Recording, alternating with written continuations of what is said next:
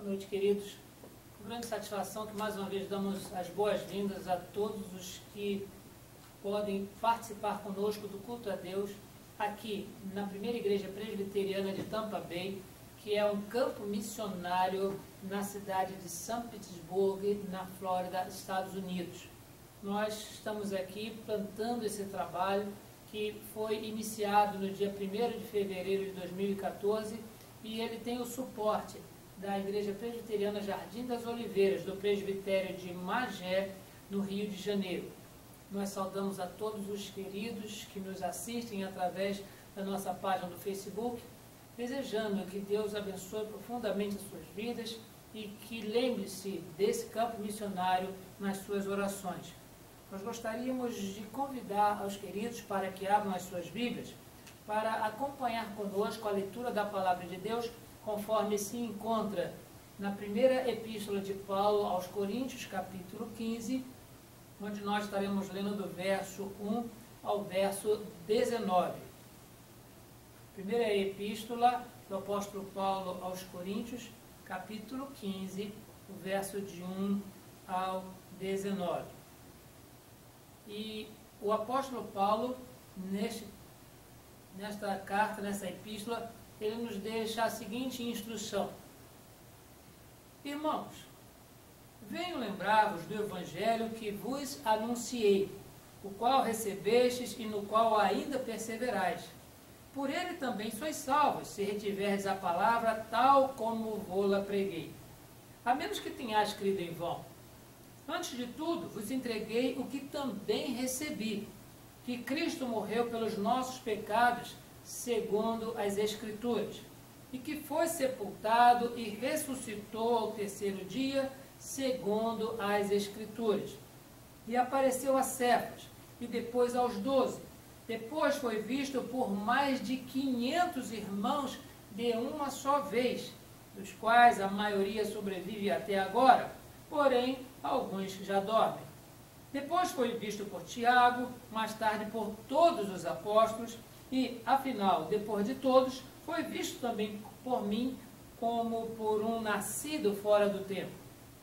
Porque eu sou o menor dos apóstolos, que mesmo não sou digno de ser chamado apóstolo, pois persegui a igreja de Deus.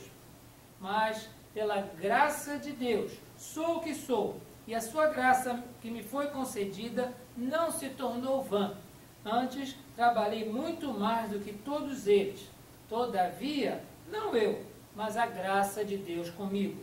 Portanto, seja eu ou sejam eles, assim pregamos e assim crestes. Ora, se a corrente pregasse que Cristo ressuscitou dentre os mortos, como pois afirmam alguns dentre vós que não há ressurreição de mortos? E, se não há ressurreição de mortos, então Cristo não ressuscitou. E, se Cristo não ressuscitou, é vã a nossa pregação e vã a vossa fé. E somos tidos por falsas testemunhas de Deus, porque temos asseverado contra Deus que ele ressuscitou a Cristo, ao qual ele não ressuscitou, se é certo que os mortos não ressuscitam. Porque se os mortos não ressuscitam, também Cristo não ressuscitou. E se Cristo não ressuscitou, é vã a vossa fé, e ainda permaneceis nos vossos pecados. E ainda mais, os que dormiram em Cristo pereceram. Se a nossa esperança em Cristo se limita apenas a esta vida, somos os mais infelizes de todos os homens. Queridos, nós gostaríamos de, nesta noite, reafirmar de que temos durante o ano de 2015 trabalhando sobre temas que visam nos dar crescimento espiritual no conhecimento de Deus e na graça de Deus. E hoje nós estamos dedicando a nossa reflexão para observarmos que para nós crescermos no conhecimento de Deus e na sua graça, é necessário que a nossa pregação ela tenha como base as Escrituras. Não pode haver crescimento, não pode haver conhecimento melhor de Deus se existe alguma pregação à parte ou fora das Escrituras. O apóstolo Paulo, quando ele dedica o seu tempo e a sua pena para escrever à igreja de Corinto, ele está mencionando e reforçando aquela igreja que tinha outros problemas, para que não incorressem em um outro pior, falando ou pregando coisas que estivessem à parte ou fora das Escrituras. A nossa pregação, ela precisa estar centrada em Cristo, baseada nas Escrituras, a fim de que aquilo que nós falemos tenha um sentido para aqueles que ouvem. Foi exatamente isso que o apóstolo Paulo quis apontar quando escrevia essa epístola. Havia uma confusão na igreja de Corinto quanto ao significado não apenas da ressurreição, mas também a própria compreensão.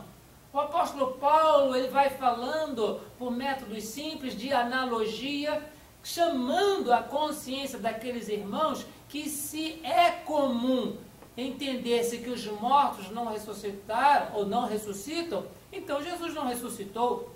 E isso foi fazendo com que eles refletissem que, para que houvesse validade na pregação deles, era necessário antes crer na ressurreição de Cristo. Não porque fosse algo que eles devessem ver, mas algo que as Escrituras já falavam que aconteceria. O próprio Jesus falou de si mesmo que ao terceiro dia ele ressuscitaria. E isto foi registrado pelos evangelistas, por isso que a pregação ela precisa ter base nas Escrituras, a fim de que ela tenha validação ao ouvido de quem ouve e também, principalmente, na boca daquele que prega. Aqui, irmãos, nós observamos que o próprio apóstolo Paulo, ele inicia a sua discurso, a sua explicação, falando a respeito de Jesus, e ele faz vinculação, ou faz um link, usando um termo mais recente, com aquilo que já foi escrito anteriormente a respeito de Jesus. Vamos observar, irmãos, a partir do verso 3. Antes de tudo, vos entreguei o que também recebi, que Cristo morreu por nossos pecados segundo as Escrituras. Nós não estamos vendo aqui o apóstolo Paulo falando que Cristo morreu porque alguém falou, porque foi mencionado por um terceiro, ou porque alguém imaginou. Mas ele está mencionando aqui que Cristo morreu pelos nossos pecados segundo as Escrituras. E nós não temos uma referência mais adequada para compartilhar com os irmãos do que o texto do profeta Isaías, no capítulo 53, a partir do verso 2. Esse aqui, ele consegue concentrar de uma forma mais objetiva tudo aquilo que nós já soubemos a respeito de Jesus, e eu gostaria de compartilhar com os irmãos esse texto. E diz assim, a partir do verso 2 do capítulo 53 do profeta Isaías: porque foi subindo como renovo perante ele, e como raiz de uma terra seca, não tinha aparência nem formosura. Olhámo-lo, mas nenhuma beleza havia que nos agradasse. Era desprezado, o mais rejeitado entre os homens, homem de dores, e que sabe o que é padecer. E, como um de quem os homens escondem o rosto, era desprezado, e dele não fizemos caso. Certamente ele tomou sobre si as nossas enfermidades, e as nossas dores levou sobre si, e nós o reputávamos por aflito, ferido de Deus e oprimido. Mas ele foi traspassado pelas nossas transgressões e moído pelas nossas iniquidades. O castigo que nos traz a paz estava sobre ele, e pelas suas pisaduras fomos sarados. Todos nós andávamos desgarrados como ovelhas, cada um se desviava pelo caminho, mas o Senhor fez cair sobre ele a iniquidade de todos nós. Ele foi oprimido e humilhado, mas não abriu a boca. Como cordeiro foi levado ao matadouro, e como ovelha muda perante os seus tosqueadores, ele não abriu a boca. Por juízo opressor foi arrebatado, e de sua linhagem, quem dela cogitou? porquanto foi cortado da terra dos viventes, por causa da transgressão do seu povo. Ele foi ferido. Designaram-lhe a sepultura com os perversos, mas com o rico esteve na sua morte. Posto que nunca fez injustiça, nem dolo algum se achou em sua boca. Todavia, ao Senhor agradou moê-lo, fazendo-o enfermar. Quando ele der a sua alma como oferta pelo pecado, verá a sua posteridade e prolongará os seus dias, e a vontade do Senhor prosperará nas suas mãos. Ele verá o fruto do penoso trabalho de sua alma e ficará satisfeito. O meu servo, o justo, com o seu conhecimento, justificará a muitos, porque as iniquidades deles levará sobre si. Por isso eu lhe darei muitos como a sua parte, e com os poderosos repartirá ele o despojo. Porquanto derramou a sua alma na morte, foi contado com os transgressores, contudo levou sobre si o pecado de muitos, e pelos transgressores intercedeu. Sim, queridos, o apóstolo Paulo, ele menciona para a igreja de Corinto que o que ele recebeu, ele estava entregando também para os coríntios. Estava entregando a cada momento que ele abria a boca para falar a respeito da salvação do Senhor em Jesus Cristo. E ele, para isso, usava as Escrituras. A pregação do apóstolo Paulo estava vinculada sempre às Escrituras, porque Jesus Cristo morreu pelos nossos pecados segundo as Escrituras. Mas não fica somente aí. Diz que ele foi sepultado e ressuscitou ao terceiro dia, segundo as Escrituras também. E esse texto nós observamos pensando no Salmo de número 16, verso 8, 9 e 10, o seguinte: o Senhor tem-o sempre à minha presença. Estando ele à minha direita, não serei abalado. Alegra-se, pois, o meu coração, e o meu espírito exulta. Até o meu corpo repousará seguro, pois não deixarás a minha alma na morte, nem permitirás que o teu santo veja corrupção. Ou seja, um salmo profético, um salmo messiânico, escrito ou composto há tanto tempo antes de Jesus nascer. Ele é usado como referência do apóstolo Paulo para dizer que pregamos a salvação em Cristo, porque está assim nas Escrituras. Pregamos a morte de Cristo no nosso lugar, porque está assim nas Escrituras. E pregamos também a sua ressurreição, porque assim está nas Escrituras. E não somente a composição do Salmo de número 16, mas nós observamos também no livro do profeta Oséias, no capítulo 2, dizendo: depois de 2 dias nos revigorará, e ao terceiro dia nos levantará, e viveremos diante dele. Fazendo referência que depois de 3 dias de morto na cruz, o nosso Salvador, ele ressuscitaria, voltaria para a terra dos viventes, abandonaria tudo aquilo que na sepultura foi designado para os ímpios, para voltar triunfante. E o apóstolo Paulo, ele prega segundo as Escrituras. Não apenas por uma opção, mas nós observamos que muito antes disso, ele já inicia esse discurso, essa afirmação, ou esse credenciamento da sua pregação, também na Epístola aos Romanos, no capítulo 2, a partir do verso 1, dizendo assim: eu, irmãos, quando fui ter convosco, anunciando o testemunho de Deus, não o fiz, ostentando com linguagem de sabedoria, porque decidi nada saber entre vós, senão a Jesus Cristo e este crucificado. E foi em fraqueza, temor e grande tremor que eu estive entre vós. A minha palavra e a minha pregação, observem bem aqui o que o apóstolo Paulo menciona, não consistiram em linguagem persuasiva de sabedoria, mas em demonstração do Espírito e de poder, para que a vossa fé não se apoiasse em sabedoria humana, e sim no poder de Deus. Sim, queridos, o apóstolo Paulo, ele tinha essa preocupação o apóstolo Pedro, Tiago, João, tantos outros chamados por Jesus, os discípulos a quem Jesus enviou ao mundo para proclamar as verdades do Evangelho, cada um deles não apenas recebeu a missão, mas foi dado para eles o limite. Vocês preguem, mas preguem segundo, baseado nas Escrituras.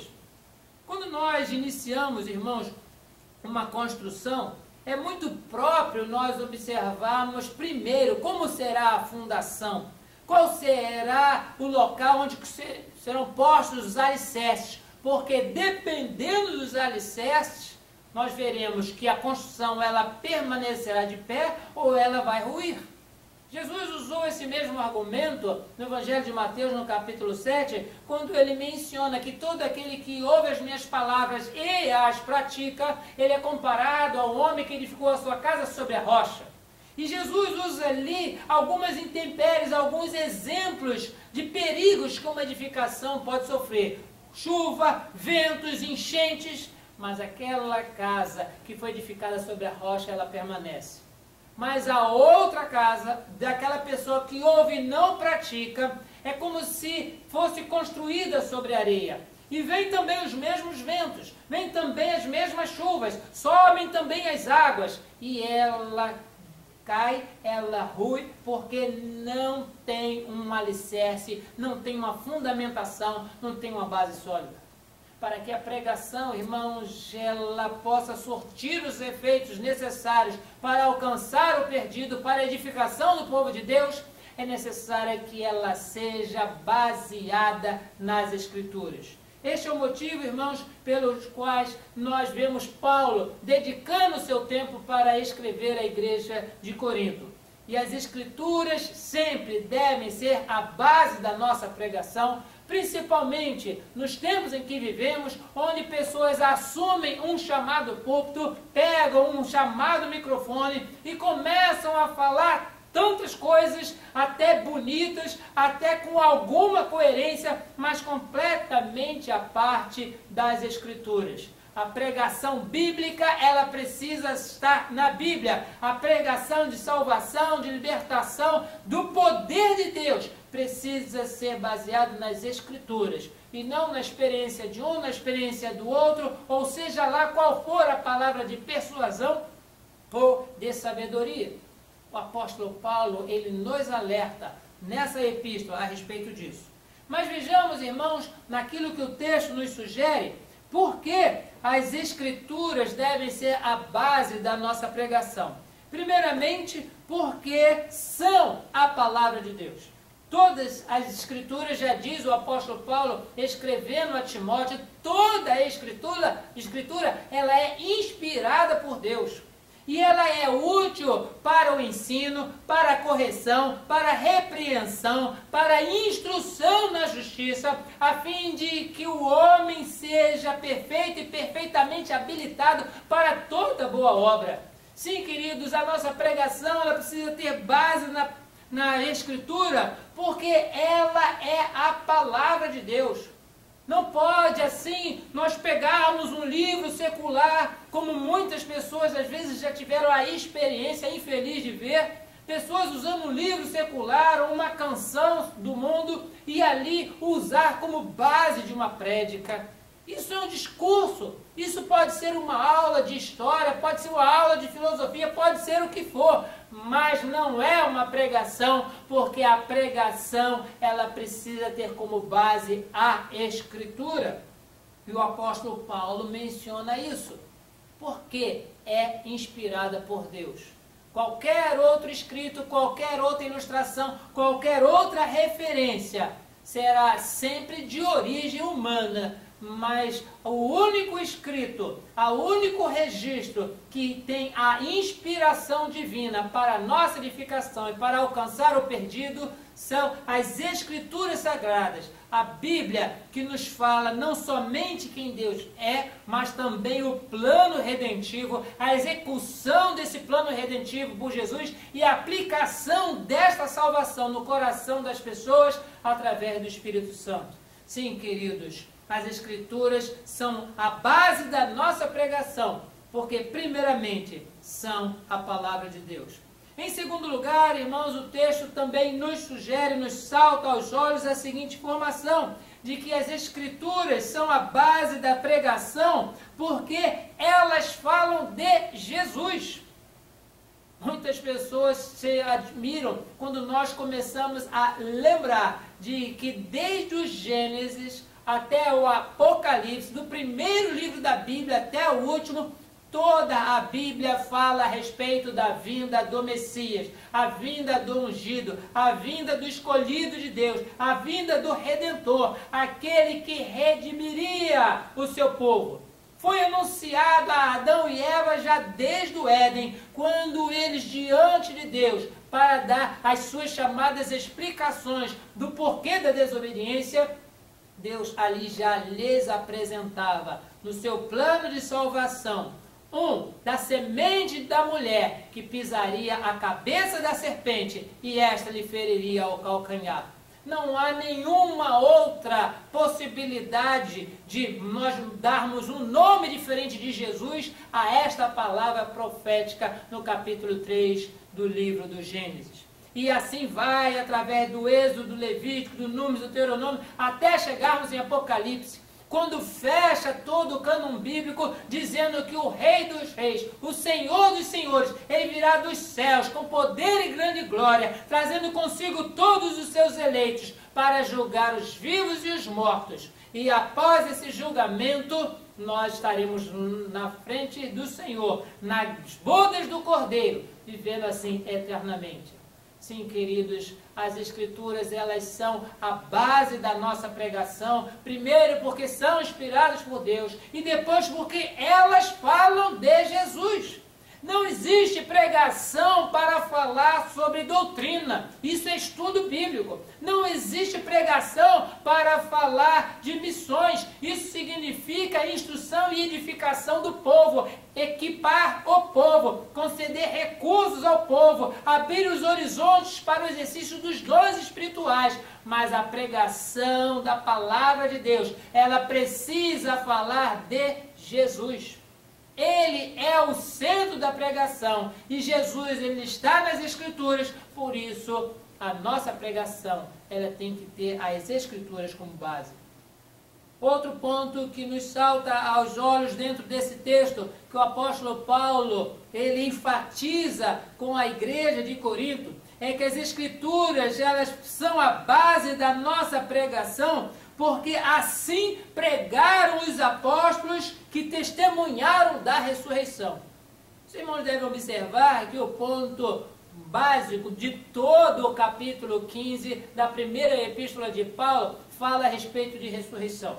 Primeiramente, o apóstolo Paulo fala a respeito da ressurreição de Cristo, que poderia ser um ponto de dúvida na mente dos crentes novos daquela igreja. Mas depois de falar a respeito da ressurreição de Cristo, o apóstolo Paulo fala também que Cristo, ele é a primícia daqueles que dormem, e fala também da nossa ressurreição, fala a respeito da transformação do nosso corpo, fala de tudo aquilo que os salvos precisam entender, de que nós também ressuscitaremos.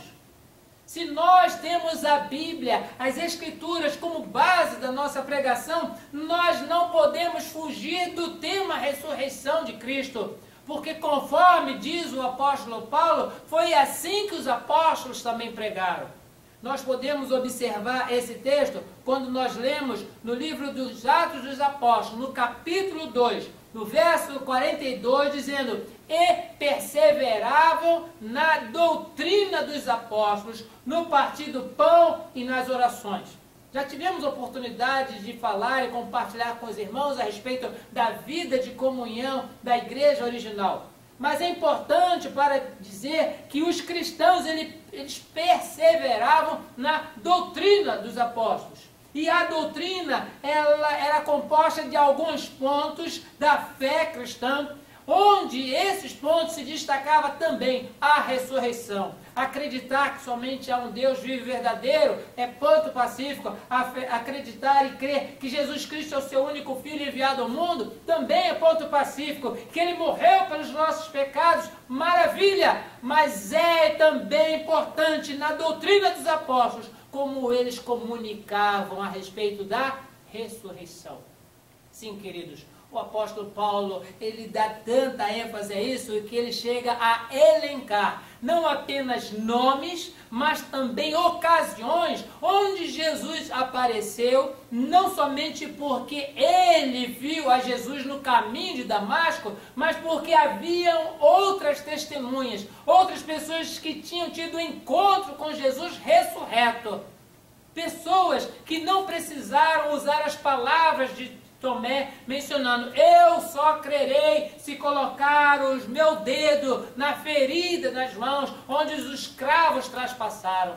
Nós conhecemos a história de Tomé e sabemos que ele, por conta disso, ele foi repreendido por Jesus, dizendo: bem-aventurado aqueles que não viram e creram. Mas, queridos, assim vivia a igreja original, dizendo que não somente foi visto primeiramente por Cefas, mas depois foi visto pelos 12, e depois de uma só vez, visto por mais de 500 irmãos, e que no momento onde o apóstolo Paulo escrevia esta epístola, ele dizia: das quais muitos ainda vivem, mas outros já dormem. Ou seja, alguns já tinham morrido pela idade, por enfermidade ou pela própria perseguição. O apóstolo Paulo, ele elenca nomes. O apóstolo Paulo, ele cita ocasiões, porque a ressurreição não é somente algo de comentário, mas é algo de fato, e que os discípulos tinham esse contato, e eles transmitiam isso com tanta felicidade, com tanto poder vindo do Espírito Santo, que eles enfrentavam a morte por conta disso. É importante nós observarmos, irmãos, que no momento da perseguição, não somente a Cristo, mas os apóstolos, e especificamente a igreja, é que eles estavam pregando não apenas que Jesus é o rei dos judeus, mas que depois que ele morreu, ressuscitou. Isso criou um problema muito sério na mente das autoridades judaicas. Criou um problema muito sério também das autoridades romanas. Por isso, todos aqueles que falavam ou eram encontrados falando a respeito de que Cristo ressuscitou, eles eram perseguidos. Agora imaginem Jesus numa única reunião, reunindo com mais de 500 pessoas. Bem poucas igrejas que nós conhecemos, seja aqui nos Estados Unidos ou no Brasil, podem congregar de uma só vez 500 pessoas. Precisa ser uma igreja de grande porte. Agora imagine 500 pessoas não reunidas num templo, mas ao ar livre. Só podia reunir ao ar livre, e Jesus estava no meio deles, todos eles viram. E o que eles vão fazer com esta irrefutável prova da ressurreição, já que Jesus estava circulando entre eles? Eles pregavam a Jesus ressuscitado e eles morriam por essa verdade. Se fosse mentira, eles não se ofereceriam para a morte, não deixariam que seus corpos fossem dilacerados, que seus corpos fossem queimados, não deixariam que as suas cabeças fossem retiradas do corpo por conta de uma mentira.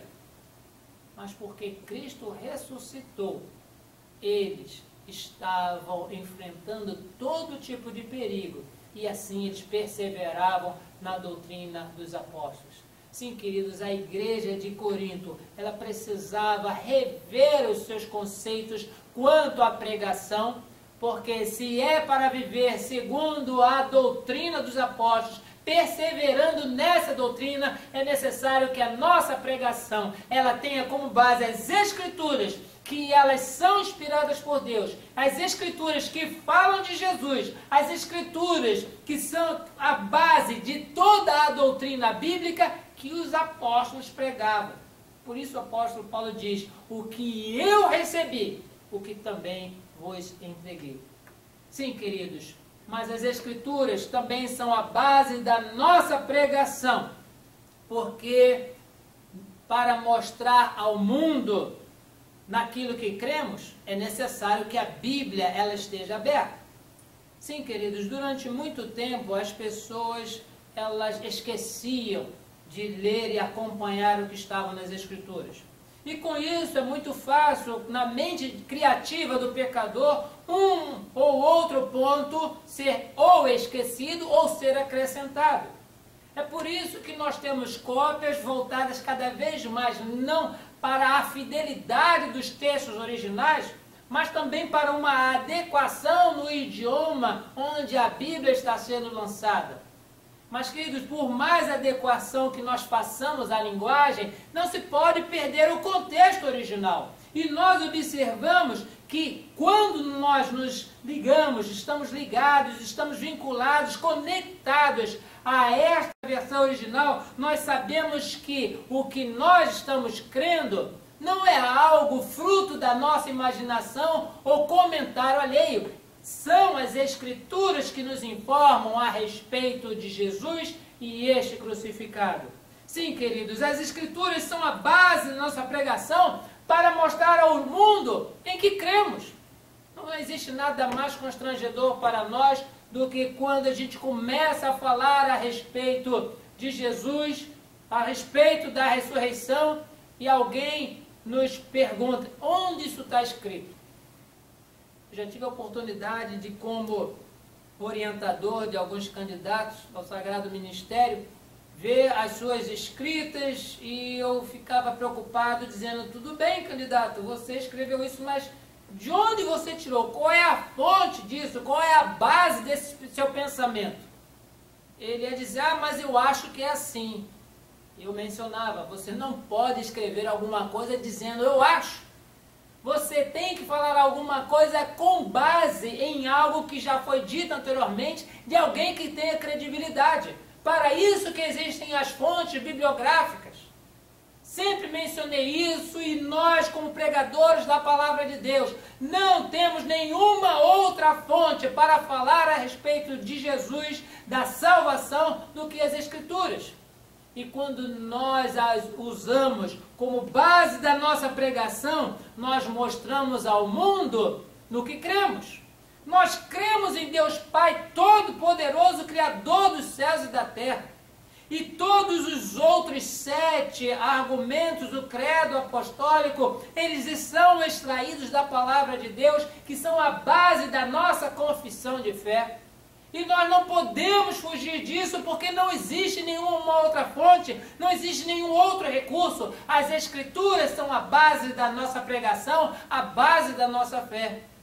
E quando nós pregamos com este alicerce, com esta fundamentação, as pessoas que nos ouvem têm a certeza daquilo em quem nós cremos, naquilo no que nós cremos. Tenha certeza daquilo que nós estamos falando, porque nós não estamos falando do que achamos, mas estamos falando daquilo que nós temos visto, daquilo que nós temos ouvido. Ouvido daqueles que fielmente têm falado daquilo que nas Escrituras se contém. Um dos elogios que o apóstolo Paulo fazia às igrejas sempre nos recorda o elogio feito à igreja de Bereia. Que maravilha o elogio que o apóstolo fez à igreja de Bereia, dizendo que eles eram excelentes. Excelentes por quê? Eles tinham toda a mídia a seu favor, tinham uma excelente igreja para reunir, ar-condicionado, coral. Não! A excelência dos bereanos que o apóstolo Paulo destaca é que eles, todas as vezes que ouviam o apóstolo Paulo pregar, eles iam conferir nas Escrituras para ver se isso era assim realmente. Mesmo o apóstolo Paulo pregando com toda aquela eloquência, e ele era uma pessoa erudita, ele era uma pessoa intelectualizada, ele tinha um currículo invejável para a época. Mas os crentes da igreja de Bereia falaram, tudo bem, Paulo, você está falando isso, espera um pouquinho que a gente vai dar uma conferida. Para ver se o que você está pregando confere com as Escrituras, para ver o que você está pregando tem validade ou credenciamento nas Escrituras, porque em havendo, nós sabemos no que você crê e nós podemos assim seguir os seus passos. Sim, queridos, não é por outro motivo que o apóstolo Paulo, algumas vezes ele repete essa expressão. Porque eu recebi, isso também entreguei. Ele fala isso quanto à ressurreição, ele fala isso quanto também à ceia do Senhor, ele fala isso sobre tantos outros assuntos e não tira nada do seu pensamento. Eis que eu vos entreguei aquilo que eu antes recebi. Vemos também, irmãos, que o texto nos sugere que as Escrituras são a base da nossa pregação, para que as nossas palavras não sejam em vão.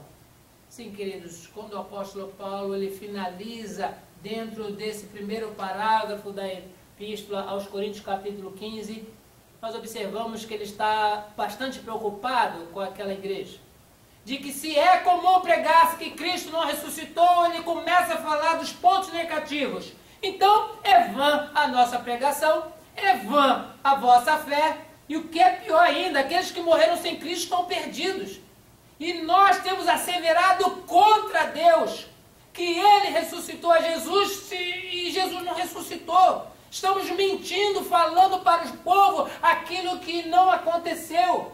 Acorda, igreja de Corinto, acordem, pregadores do Evangelho.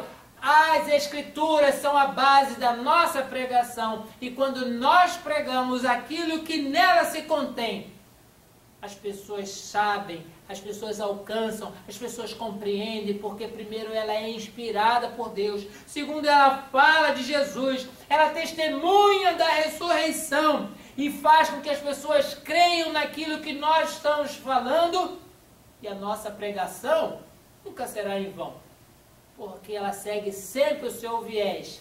Ela cumpre a finalidade para a qual ela foi enviada, de acordo com Isaías 55. Cumpre a finalidade para a qual ela foi enviada, tanto para alcançar aqueles a quem Deus tem escolhido antes da fundação do mundo, quanto para deixar indesculpáveis ou inexcusáveis aqueles que diante do Senhor comparecerão para prestar conta dos seus atos. Sim, queridos, nós precisamos nos ater às Escrituras para a nossa pregação. É necessário dedicar tempo no estudo da palavra. É preciso dedicar tempo na comparação de texto para ver aquilo que se refere no Novo Testamento no Antigo e vice-versa. Todos os argumentos devem ser extraídos da palavra de Deus a fim de que a nossa pregação ela não seja em vão. Falemos de Cristo, falemos do Senhor, falemos a respeito da ressurreição e a convicção de que nós temos tirado a nossa pregação da palavra de Deus fará com que as pessoas entendam que a autoridade da pregação ela não está no pregador. A autoridade da pregação está naquilo de onde o pregador tirou as suas palavras, ou seja, nas Escrituras Sagradas.